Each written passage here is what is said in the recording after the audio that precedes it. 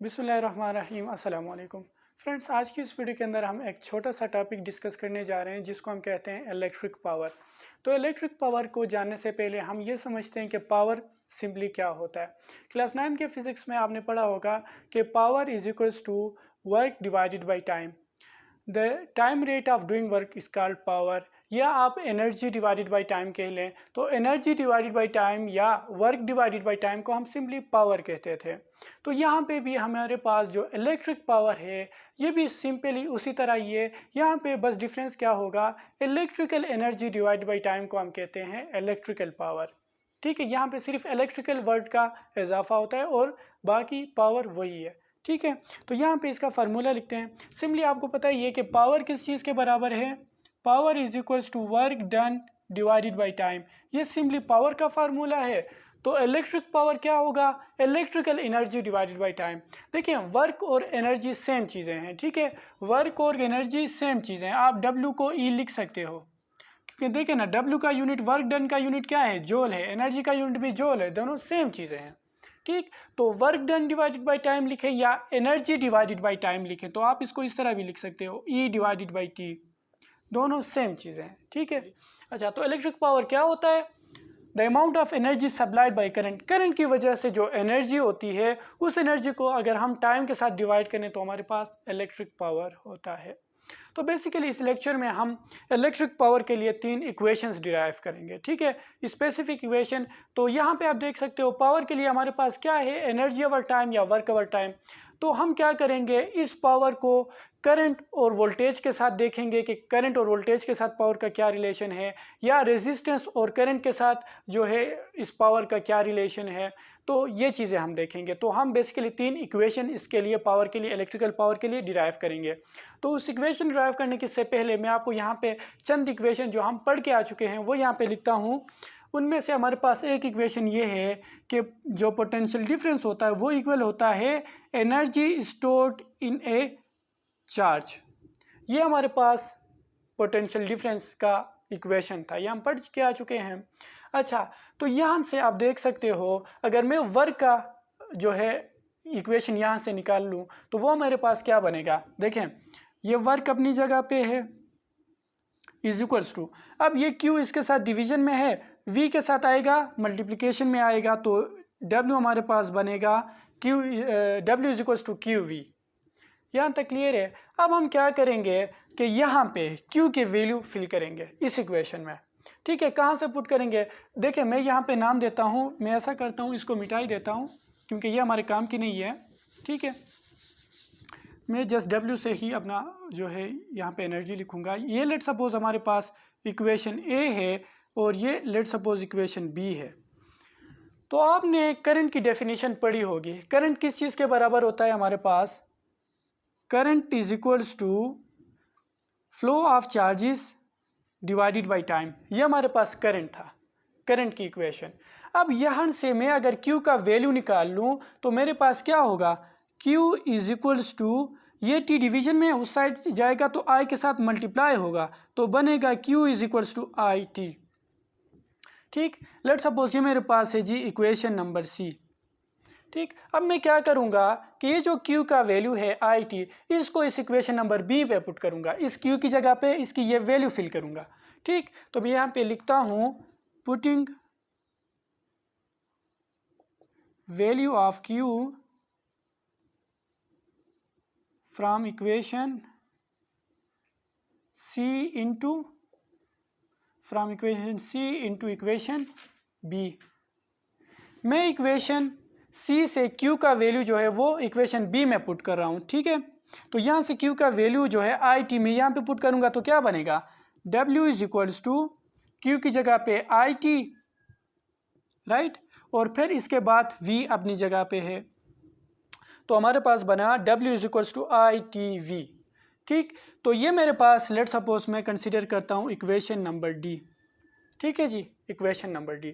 अब मैं क्या करूँगा कि ये जो W की वैल्यू हमारे पास आ गई है, W is equals to ITV, इस वैल्यू को इस इक्वेशन नंबर A में पुट करूँगा सिंपली। ठीक है, तो क्या होगा, देखें ये यहाँ पे W की वैल्यू आ जाएगी divided by time is equals to power. ठीक, तो मैं नेक्स्ट पेज पे आ जाता हूँ। तो यहाँ से मैं putting equation D in equation A, equation D को मैं इक्वेशन ए में पुट करूंगा तो क्या होगा, इक्वेशन ए क्या है हमारे पास, power is equals to W divided by time है। तो डब्ल्यू का वैल्यू, ये वैल्यू उसमें फिल करें तो क्या होगा, आई टी वी, डब्ल्यू की जगह पे क्या आएगा, आई टी वी, और डिवीजन में जो पावर के साथ टी है ये अपनी जगह पे आ गया। ठीक, अच्छा आप देख सकते हो यहाँ पे टाइम डिवीजन में है, ठीक है, दोनों डिनोमिनेटर डिनोमिनेटर में तो कैंसिल आउट, तो पावर हमारे पास आ गया आई वी। ठीक है जी, ये हमारे पास एक इक्वेशन आ गई पावर के लिए, जो कि आपको मिलता है करंट और पोटेंशियल डिफरेंस को मल्टीप्लाई करोगे तो आपके पास इलेक्ट्रिकल पावर आ जाएगा। ठीक है जी, फॉर एग्जांपल आपके पास एक वायर है, ठीक है, वायर में से करंट फ्लो कर रहा है आई, और इसमें पोटेंशियल डिफरेंस कितना है वी। तो आप यहाँ पे आई मल्टीप्लाई बाई वी करोगे, आई मल्टीप्लाई बाई वी करोगे तो आपको इलेक्ट्रिकल पावर मिल जाएगा इस इक्वेशन से। ठीक, तो मैं क्या करता हूँ, इस इक्वेशन को नाम देता हूँ इक्वेशन ए, सॉरी इक्वेशन 1 नाम देता हूँ। ये हमारे पास एक इक्वेशन आ गई, बाकी जो दो इक्वेशन हम निकालेंगे वो इसी फार्मूले से निकालेंगे। ठीक है, अच्छा तो बाकी दो इक्वेशन हम इससे किस तरह निकालते हैं, देखें जिस तरह आपको पता है V is equals to I R, ohm law से आता है V is equals to I R. ठीक है जी, तो इसी वैल्यू को हम यहाँ पे फिल करेंगे। ठीक है जी, ये लेट सपोज हमारे पास आ गया इक्वेशन डी के बाद आता है ई, तो मैं यहाँ पे इक्वेशन ई को इसमें पुट करूँगा, putting equation E in equation 1, equation E को इक्वेशन 1 में पुट करूँगा तो क्या आ जाएगा, देखें इक्वेशन 1 क्या है, P is equals to I into V की जगह पे ये वैल्यू डॉट आई आर। देखें ये P is equals to I V है ना, I अपनी जगह पे है, इस V की जगह पे ये वैल्यू आ गई V is equals to I R. ठीक, अब देख सकते हो यहाँ से P is equals to I dot I square into are.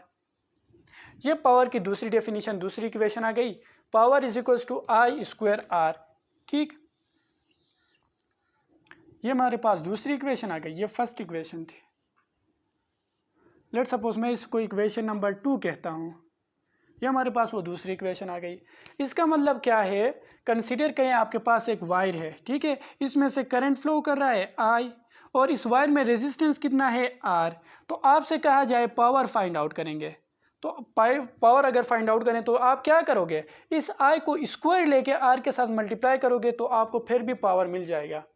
देखिए पहले केस में क्या था, I आपको गिवन था लेकिन उसके साथ पोटेंशियल डिफरेंस था V, लेकिन आपको पोटेंशियल डिफरेंस ना दिया हो, आर दिया हो, तो ये वाला इक्वेशन यूज़ करें। ठीक, ये दूसरा इक्वेशन था हमारे पास। तीसरा इक्वेशन भी हमारे पास इसी इक्वेशन से आता है, इक्वेशन नंबर 1 से। ठीक है, इक्वेशन नंबर 1 से किस तरह आता है, देखें आपने वो V is equals to I R जो है, यही वैल्यू यहाँ पे फिल करनी है, यही वैल्यू, बस इसमें इंटरचेंज ये होगा कि ये इक्वेशन डिराइव करने के लिए हमने V की वैल्यू फिल की थी, अब दूसरे इक्वेशन डिराइव करने के लिए हम I की वैल्यू फिल करेंगे। यहाँ से I का वैल्यू अगर निकालता हूँ तो क्या होगा, देखें I की वैल्यू यहाँ से क्या मिलेगी मेरे को, मैं अगर इस इक्वेशन E से I की वैल्यू निकालना चाहूँ तो क्या होगा, R जो है मल्टीप्लिकेशन में है, इस साइड पे आएगा V के साथ डिवाइड होगा, तो I is equals to V divided by R। ठीक, ये मेरे पास I की वैल्यू है। तो लेट सपोज मैं इसको E के बाद इक्वेशन F नाम देता हूँ। ठीक, अब इस इक्वेशन F को मैं क्या करूँगा, इक्वेशन नंबर 1 में पुट करूँगा। ठीक है, putting equation F in equation number 1। ठीक, तो क्या होगा, इक्वेशन 1 क्या कहता है, P is equals to I V. अब I की जगह पे मैं ये वैल्यू फिल करूंगा V divided by R dot, ये V अपनी जगह पे है। ठीक, तो यहाँ से इक्वेशन क्या बना, P is equals to V dot V क्या बनेगा, V square divided by R अपनी जगह पे है। तो ये मेरे पास वो तीसरी इक्वेशन आ गई। ठीक है जी, ये मेरे पास आ गई वो तीसरी इक्वेशन पावर फाइंड आउट करने के लिए। ठीक, तो ये हमने 3 इक्वेशन पावर फाइंड आउट करने के लिए जो है वो डिराइव कर लिया। एक ये P is equals to I V, ये इलेक्ट्रिकल पावर फाइंड आउट कर सकते हो। दूसरा ये equation P is equals to I square R. तीसरा ये equation P is equal to V square divided by R. अब यहाँ पे कम्बिनेशन देखें, इनका मतलब क्या है। इन इक्वेशन को हम इसलिए डिराइव करते हैं कि आपको अगर पावर फाइंड आउट करने के लिए कहा जाए, ठीक है, पावर फाइंड आउट करने के लिए कहा जाए और आपको गिवन क्या हो, नंबर एक केस में अगर आपको I और V देता है, I और V देता है तो आप ये इक्वेशन यूज़ कर लें। लेकिन अगर आपको I V नहीं देकर I और R देता है, I और R देता है तो आप ये इक्वेशन नंबर 2 यूज़ कर लें। और आपको V और R देता है, V और R देता है तो आप क्या यूज़ कर लें, इक्वेशन नंबर 3, ये वाला इक्वेशन यूज़ कर लें। तो ये डिफरेंट कम्बिनेशंस बनते हैं। देखें, आई वी के साथ, आई आर के साथ और वी आर के साथ। तो ये 3 इक्वेशन हमारे पास इलेक्ट्रिकल पावर फाइंड आउट करने के लिए आ गए। ठीक है जी।